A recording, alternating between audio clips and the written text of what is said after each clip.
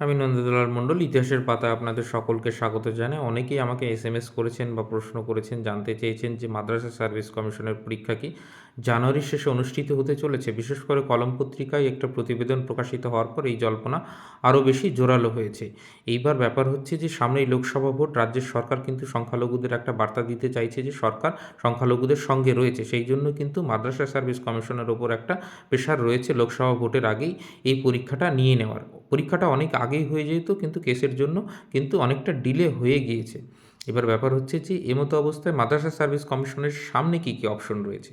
প্রথম অপশন, এই কেস থাকলেও কিন্তু স্টে অর্ডার নেই, অতএব রাজ্য সরকার বা মাদ্রাসা সার্ভিস কমিশন চাইলেই কিন্তু পরীক্ষা নিয়ে নিতে পারে। কিন্তু পরীক্ষাটা নিলে সমস্যা হবে, পরবর্তীতে যদি সংরক্ষিত প্রার্থীদের সপক্ষে রায় যায় তাহলে কিন্তু এটা কিন্তু আবার ঝুলে যাবে। তাহলে আর কি অপশন রয়েছে?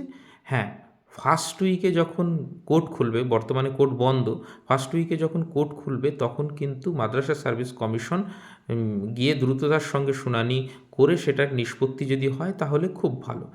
এইবার মাদ্রাসা সার্ভিস কমিশনের পক্ষে যদি রায় যায় তাহলে তার কোনো প্রশ্নই নেই, আরামসে পরীক্ষা কিন্তু জানুয়ারির শেষে হতে পারে। এইবার মাদ্রাসা সার্ভিস কমিশনের বিপক্ষে যদি রায় যায় তাহলে কিন্তু সংরক্ষিত প্রার্থীদের যদি আবার ফর্ম ফিল আপ করতে সুযোগ দেওয়া হয় তাহলে কিছুটা সময় লেগে যাবে। ইতিপূর্বে একজনকে কিন্তু কোর্টের অর্ডারে ফর্ম ফিল আপ অফলাইনে মাদ্রাসা সার্ভিস কমিশন করিয়েছে, যার 50%-এর নিচে মার্ক রয়েছে।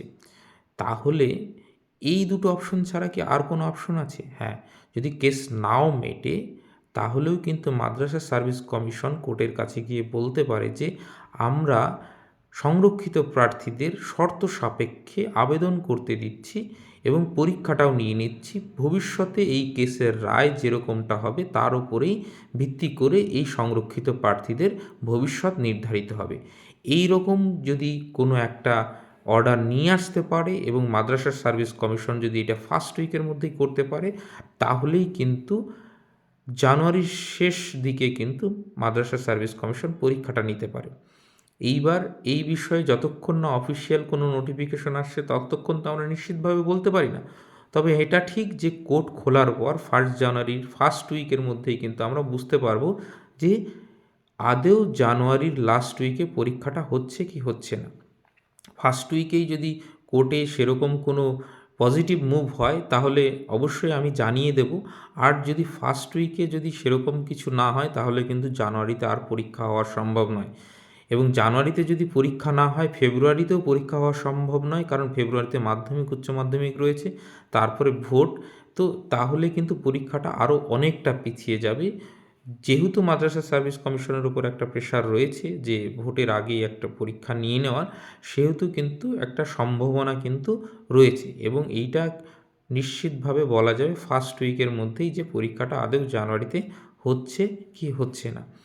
তাহলে যারা প্রস্তুতি নিচ্ছ প্রস্তুতি নিতে থাকো, এবং ইতিহাসের যদি ছাত্র হয়ে থাকো তাহলে অবশ্যই চ্যানেলটাকে সাবস্ক্রাইব করো।